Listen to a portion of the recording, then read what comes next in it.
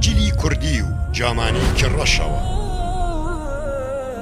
دەنگێکی هێمن و کاریگەر ونادى أصحاب الأعراف رجالا يعرفونهم بسيماهم قورئان خوێنێکی بە تەجوید و بەویقار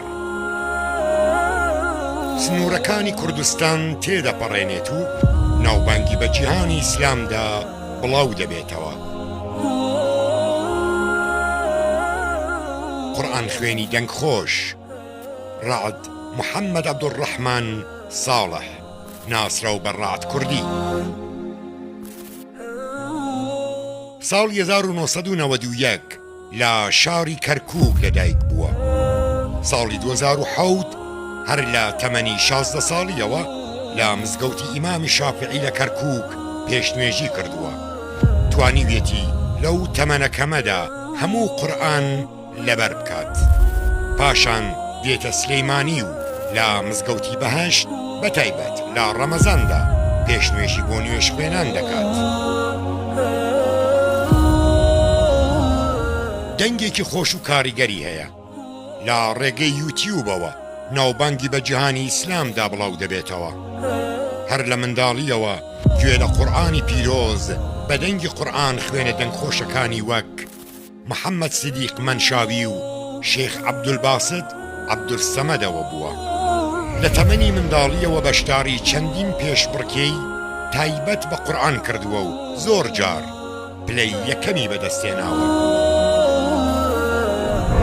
قال قد أوتيت سؤلك يا موسى ولقد مننا عليك مرة أخرى. ئیجازەی قورئانی پیرۆزی بە هەردوو شێوازی حفز و عاسم بەدەستێناوە. دەرچووی پەیمانگای پێشنوێژ و وتار خوێنەکانی شاری کەرکووکە. بەشداری لە چەندین چالاکی و ئاهەنگی دەرچوانی قورئان خوێنان لە ناوەوەی وڵات و دەرەوەی وڵات کردووە. دوای ئەوەی سنوورەکانی کوردستان دەبڕێت خۆی لە هەرە مزگەوتە دیار و بەناوبانگەکانی جیهانی ئیسلامدا دەبینێتەوە. لەوانە مزگەوتی حەرەمی مەککە و مزگەوتی پێغەمبەر لە مەدینە و مزگەوتی جەددە. لە میسر بۆ پێشنوێژی کردن داوەت دەکرێت.